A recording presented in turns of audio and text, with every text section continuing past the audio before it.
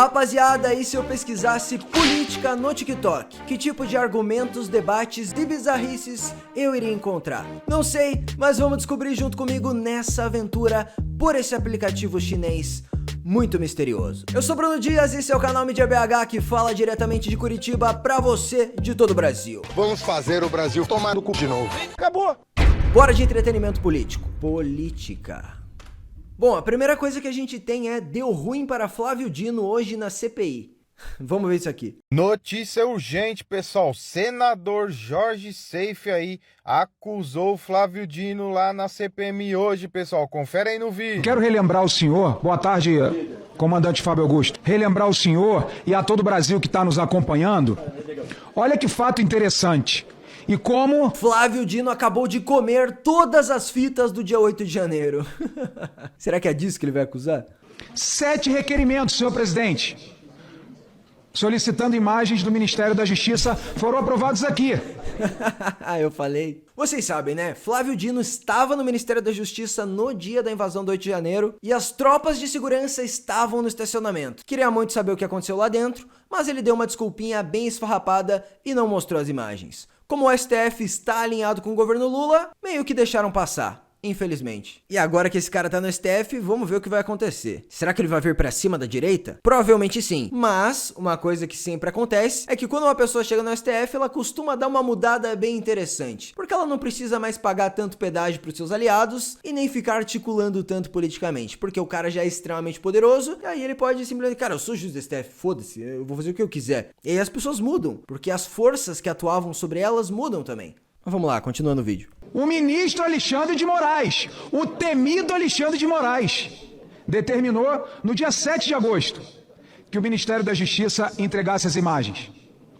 O Ministério entregou 2 imagens capengas, 2 imagens sem pé nem cabeça, descoordenadas e insuficientes. Que nós já sabemos que o Ministério da Justiça tem câmera para todo que é lado, em tudo que é andar, de cima para baixo, de baixo para cima, lá em cima da bandeira, tem tudo. É muita cara de pau isso. O cara entregou 2 imagens irrelevantes onde ele não aparecia e foda-se. Isso é um atentado à democracia. E essa é a questão já. A democracia sumiu no nosso país. Não existe mais. A gente tem pessoas que dizem defender a democracia, mas as 4 linhas já foram pro caralho. E é quem tem mais poder.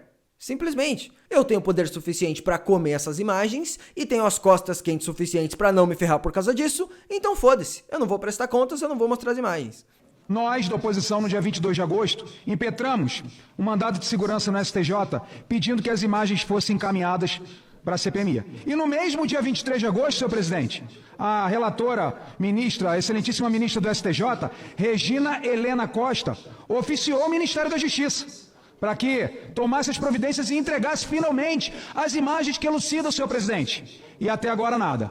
Já se sabe, já se comenta que Brasília não tem segredo e o senhor sabe bem, que as imagens foram substituídas por outras gravações. Será que foi proposital, senhor presidente? E na verdade, o que ele tá falando? Que supostamente gravaram imagens novas em cima dessas imagens relevantes e isso foi perdido. Que narrativa idiota. Só me leva a pensar, até a minha opinião, que eu espero ainda poder expressar nesse país, de que esse governo tem culpa no cartório. Eles deixaram os manifestantes entrarem e quebrarem tudo pra sair de democratas antifascismo. Assim, ou eles foram extremamente lenientes e canalhas, tentando utilizar a destruição desses prédios públicos para crescer o seu poder político, ou eles foram extremamente incompetentes ao não conseguir conter alguns idosos com bengalas e nem preservar as imagens do dia. Tipo, nossa, um dia completamente relevante que deveria ter suas imagens preservadas para sempre, mas elas foram simplesmente jogadas fora. E algumas pessoas se beneficiaram com isso. Muito suspeito, muito suspeito. Mas não tem o que fazer agora. Vamos pro próximo. O imbecil que odeia política será escravizado por pessoas que gostam de política. Calma aí, Platão. Como podemos escrever isso de forma elegante e formal?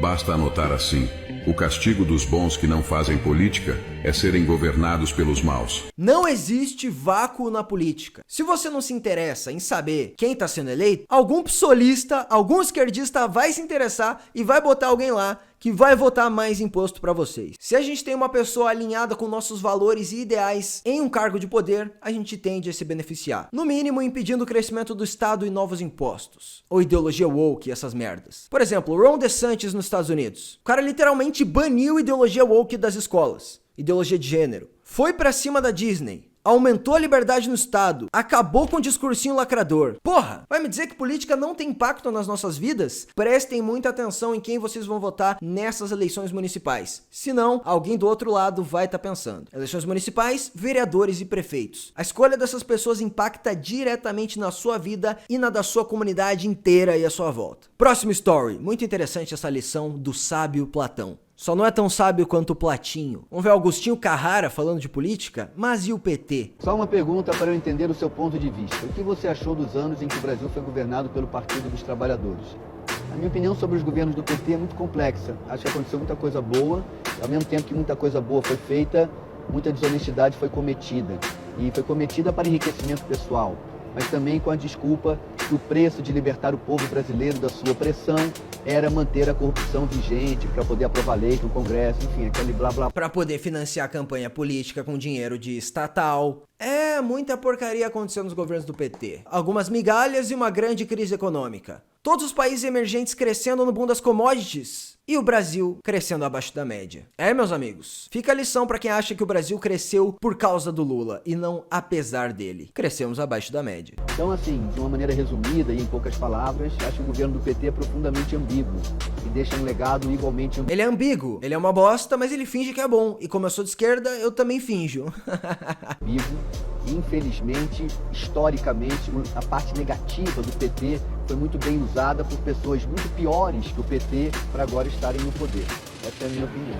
Só uma pergunta. Agora a merda do PT está no poder de novo. Por pouco tempo, temos o governo mais impopular da história, da eleição mais polarizada, com menos margem. E a possibilidade de derrubar o Lula é grande. Imagine mais um impeachment igual foi o da Dilma, que derreteu o PT, fazendo com que eles perdessem várias prefeituras, vários vereadores, vários governadores e grande parte da sua credibilidade. Nossa, mano, bem que o impeachment podia acontecer. Tipo uma briga do STF com o Lula. Isso seria lindo. Bolsonaro disputar as eleições de 24 e 26. Essa aqui é uma informação interessante. Vocês sabiam que os ministros do STF que estarão ao comando do TSE em 2026 são os dois indicados pelo Bolsonaro? Pois é, não vai mais ser o Moraes regulando as próximas eleições presidenciais. Interessante, né? Vamos ver o vídeo. Curiosidade. O presidente do TSE em 2026 será Cássio Nunes, que eu indiquei. O vice-presidente do TSE em 26 será o terrivelmente evangélico André Mendonça, que eu indiquei. Terrivelmente evangélico. Nossa, tem 5 minutos TikTok. Vai se fuder, é pra postar coisa de 1 minuto só. Quem deixou isso acontecer? Quem foi responsável por aumentar o tempo dos TikToks? 1 minuto já não era ruim o suficiente? As coisas mudam. Será que a preocupação com essa mudança? Pronto.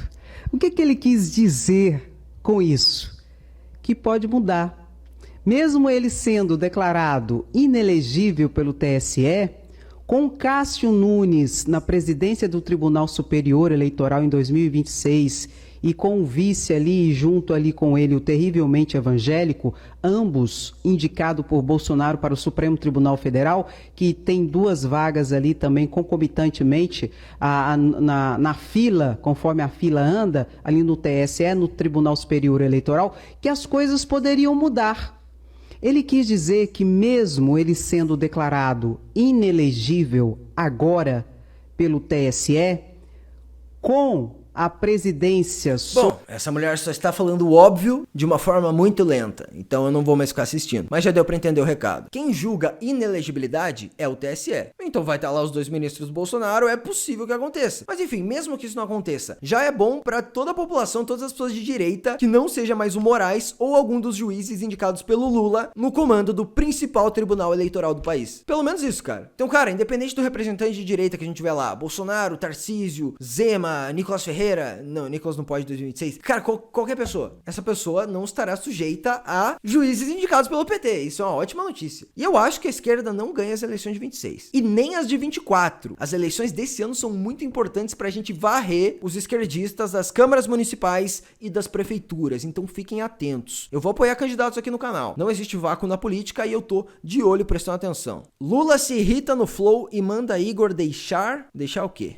Mas é que eu não acredito em vocês, Eu vou assumir. Você tem que acreditar, cara. Ou você acredita ou você vira político. Que político bom que você quer? Talvez seja você. Para de falar mal dos políticos e entra na política. Aí você vai perceber como é difícil. Não, eu tenho Você vai certeza que é um perceber, absurdo você vai difícil. perceber como é mais fácil falar no microfone do que fazer as coisas. Esse é o meu jeito de fazer Sabe? política, na verdade. Eu trago os caras aqui pra... E apresento pra galera ouvir as ideias que são produzidas aqui, né? Eu jamais vou conversar com uma pessoa querendo que ele seja do meu partido ou querendo que ele vote em mim. O que eu quero é o seguinte, a pessoa tem que comparecer para votar, sabe? Para dar exemplo para as pessoas. Mas é que eu não acredito em vocês, Eu vou cara. assumir. Você tem que acreditar, cara. Ou você acredita ou você... Bom, eu acho que o Igor estava falando que não vota em ninguém, não comparece nas eleições, porque ele não acredita em políticos. Não concordo com isso, cara. Você vai se fuder fazendo isso. Daí você vai fazer um podcast e vai ficar reclamando. Nossa, o Brasil está uma merda. Cara, no mínimo, você tem que tentar escolher o menos pior. Senão alguém vai escolher o pior pra você, cara. Você tá entendendo? Não há solução. E uma coisa que o Lula falou aqui é verdade. Até esse cara fala a verdade às vezes. Quando você entra na política, você não consegue fazer o que você quer. E você tem que ceder a pressões externas pra ter governabilidade. Isso é uma merda. Ou seja, o Bolsonaro tem que fazer coisas de esquerda. O Lula tem que fazer coisas de direita. Em certos momentos. Então você tem que ficar cedendo. Isso desagrada o público, desagrada a militância. Aí um cara te ameaça de alguma coisa. Aí um cara que te fez um favor vai te cobrar porque ele te ajudou em lá. E aí você fica todo fodido. Então, cara, a política é um ambiente hostil. Hostil. Isso é verdade, cara. Mesmo que um político tente fazer o que ele acredita, ele não vai conseguir. Ele vai precisar ceder, negociar e muitas vezes ir contra o que ele mesmo acredita por tentar fazer alguma coisa que ele acredita maior. Então ele tem que ceder de um lado pra entregar do outro. A política é sujo pra caralho, cara, mas ela existe, então não tem o que fazer. Cara, esse homem me realizou dizendo que não acredita no Lula. Na verdade, ele falou que não acredita em nenhum político. Mas pelo fato dele ter falado isso na frente do Lula, foi legal. Bom, debate de rua, vamos ver isso aqui. Você votou no Lula pra presidente? A hipocrisia da esquerda já não surpreende ninguém. Exatamente, cara. Eu já tô até cansado disso. Olha lá, olha a esquerda sendo hipócrita. Olha lá, galera, a esquerda. Porra, isso não tá dando certo. Isso gera muitos likes nas redes sociais. E é bom pra gente crescer, pra gente ser mais atuante, pra gente inflamar a militância, mas... Caralho, a gente precisa agir além disso, tropa. Vamos lá. Por isso que eu falo, tem que se infiltrar nas instituições, tem que jogar o poder contra o poder, tem que dar mais liberdade para que a gente consiga agir melhor pela iniciativa privada também. Tem que utilizar tudo a nosso favor. As redes de comunicação, enquanto elas ainda não são censuradas, as manifestações, a articulação política para impedir que a gente se foda, e faz parte também expor a hipocrisia da esquerda. Só que a gente não pode ficar nisso, não dá para ficar só nisso. Temos que fazer uma oposição efetiva no ano de 2024. Isso envolve juntar poder suficiente para punir a esquerda pelos seus crimes, que vai além de mostrar hipocrisia.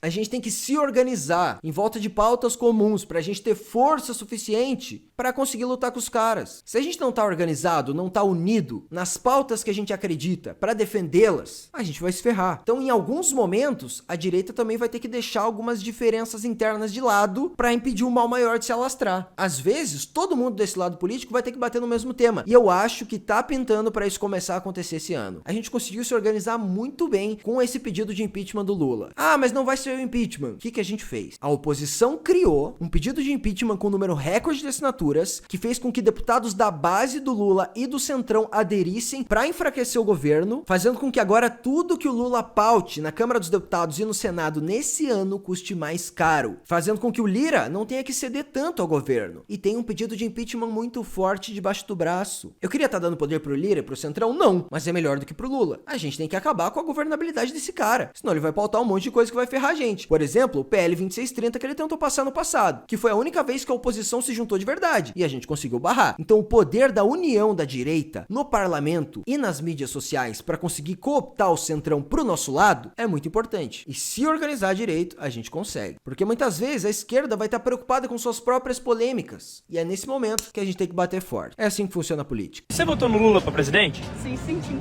O Lula foi eleito com o discurso de que a classe média ostenta demais e que tem que ter um limite pra ostentação. Você concorda com isso? Sim. O Lula tá agora em Londres. A classe média ostenta demais. Nenhuma economia se desenvolve sem uma classe média forte. mas é a classe média que o Lula sempre vende para conseguir fazer o seu populismo. Ah, eu vou ajudar os pobres aqui, mas eu vou taxar e quem vai pagar mais é a classe média. E os próprios pobres também. Só que a classe média só paga e não recebe nada. Os pobres pagam e recebem alguma coisa, então eles acham que estão se dando bem. Hihi, levei vantagem. E os ricos? Ah, esses estão tranquilaços com o governo Lula. Empresários nacionais do varejo, por exemplo, Luciano Hang, o velho da van, tá muito feliz com a taxação da Shein e da Shopee. Donos de bancos, vários declaram voto em Lula. Então, cara, rico não se ferra no governo Lula. É só a classe média. E a classe média é o primeiro lugar que o pobre vai quando ele consegue ganhar um pouquinho mais de dinheiro. E o Lula quer tratar de ferrar essas pessoas. Como assim você vai ter mais que uma TV em casa? Seu fascista, seu ostentador. Ah, sacanagem. Ele estava para a coroação do rei e ele ficou em um hotel de 37 mil reais. Londres estava para a coroação do rei e ele ficou em um hotel de 37 mil reais. Sim. O Lula está agora em Londres, tal, para a coroação do rei, e ele ficou em um hotel de 37 mil reais. Também já viram na mão do Lula um relógio de 85 mil. Você não acha que é uma hipocrisia da parte dele criticar a ostentação e ostentar tanto? Eu acho que todos nós somos hipócritas. Baita resposta. Bom, esse tipo de hipocrisia da esquerda é importante da gente expor. Tem que mostrar pra base que votou no Lula, base pobre, base de classe média, que ele tá ostentando, que ele tá gastando, que ele não tá nem aí. O Milei, por exemplo, ele vê que o país tá em crise e pega voos comerciais. O Lula quer um aerojanja com cama, custando milhões, que é um lençol de seda egípcia na cama. Tem que mostrar, ó, enquanto você tá pobre, teu presidente tá gastando, torrando dinheiro público. Isso tira a popularidade. Então é importante sim a gente expor hipocrisia. Só não dá pra ficar só nisso. Vamos ver isso aqui. Estão na mira dele, estão na mira de Moraes. É, pessoal, depois de absolver ontem o ex-presidente, Moraes hoje julga o caso do presidente e de seu vice, Geraldo Alckmin. Confere aqui comigo. Meu Deus, eu entrei em algum universo alternativo sem perceber? O que tá acontecendo aqui? No vídeo. Chamo para julgamento a ação de investigação judicial eleitoral 0601-312, Brasília, Distrito Federal, de relatoria do ministro Benedito Gonçalves, na qualidade de corregedor-geral. Ah, Benedito Gonçalves, missão dada e missão cumprida, né? Que missão será que foi essa, Benedito? Da Justiça Eleitoral. Aqui nós temos ação de investigação judicial eleitoral ajuizada contra candidatos ao cargo de presidente e vice-presidente da República, por suposto uso indevido dos meios de comunicação e abuso do poder econômico nas eleições de 2022. Bom, em resumo, é uma acusação de abuso do poder econômico na época das eleições. Eles devem ter gastado mais do que podiam, ou feito alguma coisa que não podiam, e o Moraes está julgando porque ele é o presidente do TSE, ele tem que julgar esse tipo de coisa. É, pessoal, hoje Moraes julga aí ações do presidente e de seu vice contra abuso de poder, pessoal. Isso mesmo. Vamos ver aí o que Moraes vai dizer. Bom, isso aqui já faz tempo, a gente sabe que não deu em bosta nenhuma. Mas uma coisa interessante, eu acho que ficou muito claro pra todo mundo que o Moraes foi muito ousado, digamos assim, e um lado político acabou um pouco mais prejudicado que o outro, sendo bem suave com as minhas palavras. Então será que há possibilidade de tudo que esse cara fez ser anulado por um abuso de poder no futuro? Foi mais ou menos o que aconteceu na Lava Jato. Alguns supostos abusos de poder do judiciário, muito mais fracos, inclusive, na minha opinião, do que os feitos pelo Moraes, ocasionaram na descondenação de várias pessoas claramente culpadas. Logo, no futuro, é possível que tudo que o Cabeça de Ovo fez acabe anulado. Eu não duvido de nada, cara. Eu acho que eu ainda vou viver pra ver isso. A política dá voltas muito interessantes e muito inesperadas. Alguém com muito poder hoje pode ter poder nenhum amanhã. Dilma Rousseff, 70% de aprovação, população maravilhada pelo governo do PT, acabou impeachmentada. E o PT passou pelo maior derretimento de sua história. E até hoje não voltou a ter tanto poder quanto tinha na época. O mundo dá voltas. E eu tô ansioso pela próxima volta que ele dê. Limpando o PT em 2024, novo presidente de direita em 2026, Lula velho demais pra inflamar a esquerda que acaba sem um grande representante? Não sei. O único perigo é o Boulos. Boulos é o maior perigo, ele é o Lula jovem. Daqui a pouco o Lula tá fora do jogo, mas o Boulos, a gente tem que cuidar com esse cara. E tem que ter alguém pra bater de frente. E antes que vocês falem pra eu fazer isso, eu não vou ter idade o suficiente pra concorrer com o Boulos em nenhuma eleição. Então eu vou apoiar pessoas que vão fazer isso. E eu vou estar lá sempre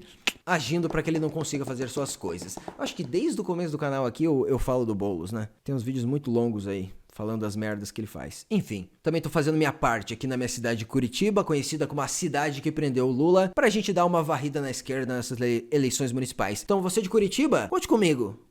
E você que não é de Curitiba, encontre pessoas competentes da sua cidade com a missão de varrer a esquerda nessas próximas eleições. Porque eles estão bem fracos aí pra próxima, hein? Até o José Dirceu, o maior articulador do PT, já admitiu que eles vão tomar uma varrida. Se a gente varrer mais prefeitos deles e varrer mais vereador, a gente joga a política municipal pro lado da direita. Isso influencia no orçamento que a esquerda vai ter na eleição de 26. Então nossa missão é ganhar em 24, que já tá dado, a gente provavelmente vai ter muito mais sucesso que a esquerda, e chegar forte em 26 com o Lula desgastado. Se ele fizer grandes projetos aí, populistas pra enganar a população até lá, a gente tá fudido e ele acaba reeleito. Mas se a gente fizer o nosso papel de oposição e expor pra população os próximos escândalos desse governo, a gente tem tudo pra colocar alguém de direita lá e reverter esse cenário. O Brasil pode virar pro nosso lado de novo. Não duvidem disso. Bom, vamos ver o último do dia. O brasileiro é burro? Vamos clicar aqui. Nós temos um país extremamente burro. Burro mesmo. Burro, iletrado. 1 de cada 3 brasileiros não sabe interpretar um texto escrito. A gente tem uma taxa de 30% de analfabetismo funcional. Brasileiros com mais de 15 anos de idade. Certo. Um finlandês lê 15 de... Bom, pessoas burras ajudam políticos populistas. E pessoas desinformadas também. Por isso que é muito importante a gente fazer o nosso trabalho de informar as pessoas sobre os líderes porcos que elas acreditam. Mas tá, vamos continuar. 18 livros por ano. Um brasileiro lê 0,7. O QI médio da espécie humana é 90 a 100. O QI médio do brasileiro é 83. Sabe qual é o argumento único e exclusivo de quem não tem inteligência? Violência. Esse é o argumento que ele tem. Se eu não consigo argumentar com você no mundo das ideias, de que maneira que eu tenho de me sobrepor a você? No tapa. No tapa? Na violência. Isso me lembra alguns militantes. Recuar, fascista! Bom, então é isso, rapaziada. Esses foram os vídeos que eu encontrei pesquisando política no TikTok. Até que achei bastante coisa interessante, vai. Espero que tenham gostado. Meu nome é Bruno Dias. Deixa o like no vídeo, se inscreve no canal e até a próxima, amigos. Fui!